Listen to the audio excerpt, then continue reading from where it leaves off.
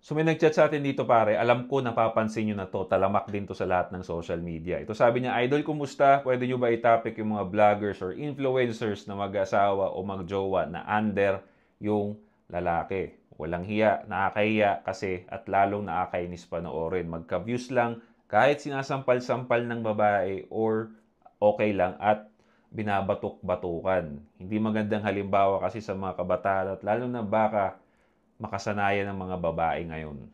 So, 'di ba? Talamak 'yan, no? Yung lalaking binabastos-bastos sa social media, winawalang hiya sa social media ng mga babae.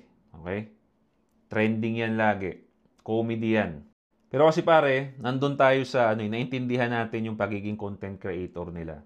Mahirap talagang makakuha ng social media attention. So, doon sila nakakuha, ginrab nila yon. Ang kailangan ninyong alalahanin at dapat kayo mag-alala yung mga nagko-consume nun. Kung yung asawa mo, jowa mo, nanonood ng ganun at nag enjoy sa mga ganung klase ng content, yan ang problemahin mo. Kung dati-rati, chill lang yung babae mo, no?